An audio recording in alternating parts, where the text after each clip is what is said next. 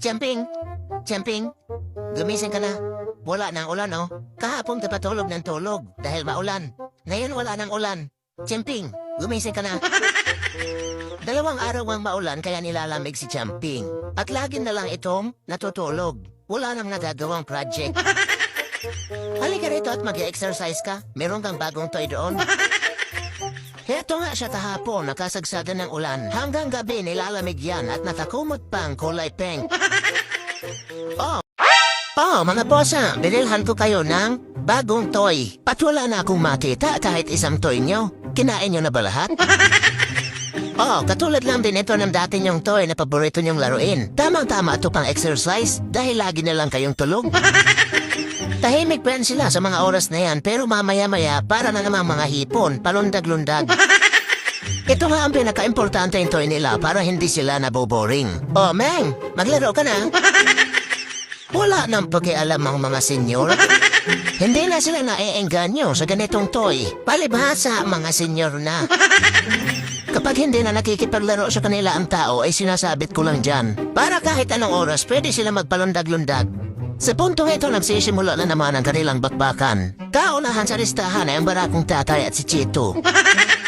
At hindi magpapahuli sa bakbakan si Champing.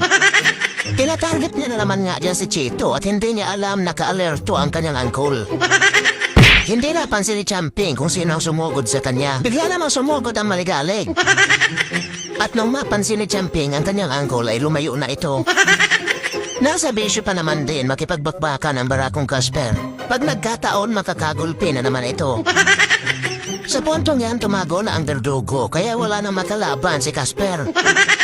Mamaya-maya nakita niya si Cassie. Mukhang may maitim na namang binabalak.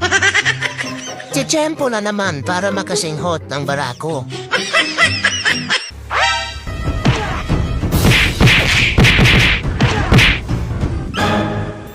Nanggulpi na naman ang barako at ngayon nga sinatnat ang kanyang binugbog. Ano na naman kaya ang dahilan ng panggugulpi ng barako kay Natnat?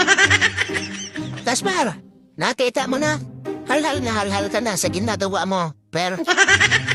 Ba't ka naman ang gugulpi? Hindi ka na naman siguro magasinghot? Kung hindi si Cassie, si Natnat. Puro ka bisyo, Casper. May bago ka na namang toy na uod, Champing. Tamang-tama to at meron ka na namang pagkakaabalahan. Siguradong si Champing na naman lang ang customer sa toy na ito. Tuwang-tuwa siya dyan at iba't iba ang kulay. Kahit paulit-ulit si tao bumibili ng ganyang toy at paborito nga nilang laruin yan kaya lang hindi nagtatagal. Dahil hindi tinitigilan ni Champing hanggat sa hindi nagkakagutay-gutay. Napakahusay. Handa na naman siya gumawa ng project dahil tapos na ang tagulan. Nagustuhan mo yung bago mong toy, Champing? Sobrang gwapo pa rin kahit naglalaro lang.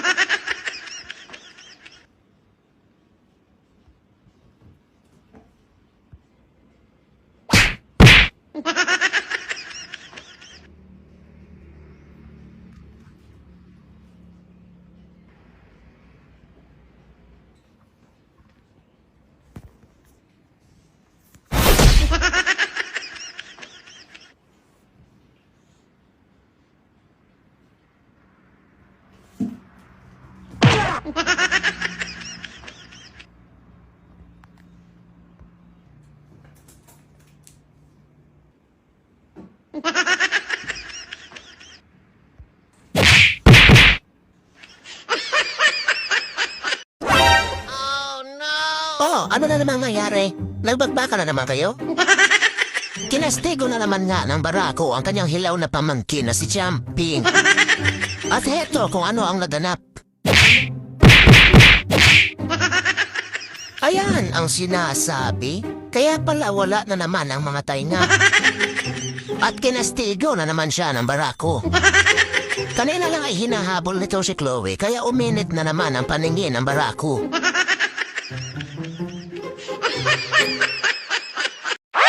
Oh, anong ginagawa mo, Chemping? Parang tambay lang sa kanto. Wala kang magawa? Sa oras na yan ay wala na namang magawa si Chemping. Kaya ngat-ngatin niya na naman kung anong mahawakan niya. Ngat-ngatin mo na naman ang toy na yan, Chemping. Kaya nasisira agad.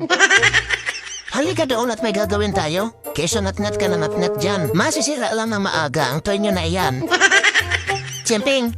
Chemping! Halika na. Kakain tayo doon sa kusina. Chemping! Ayaw mo? Ako na lang mag-isang kakain. Huwag kang pupunta doon.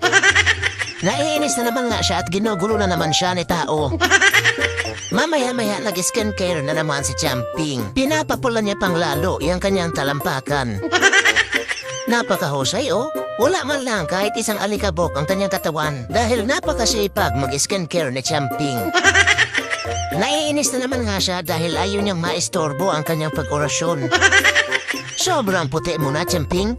Met-maya ka na lang naghihilo dyan sa iyong katawan. Sa punto yan ay nauubos na nga ang kanyang pasensya dahil meron ng gugulo sa kanyang pag-skincare.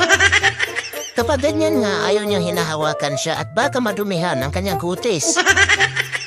Simula sa kanduluhan ng paa hanggang dyan sa legs ay kukuskusin niya ni Chemping. Sobrang sipag oh. Tama na yung kaka-skincare mo, Chemping.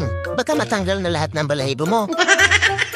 Maya-maya naglaro na lang siya nitong isda at hindi pa siya umaalis dyan sa kanyang paboritong pwesto. Mahilig pa rin yan maglaro si Chemping kaya hindi yan naboboring.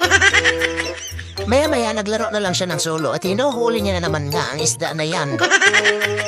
At kapag nangawit siya at hindi nahuli ang isda na yan ay kakagatin niya ang dulo. Maparaan talaga si Chemping. Kakagatin niya yan at kapag naputol alam niya ang matatanggal na sa pagkakasabit. Napakahusay.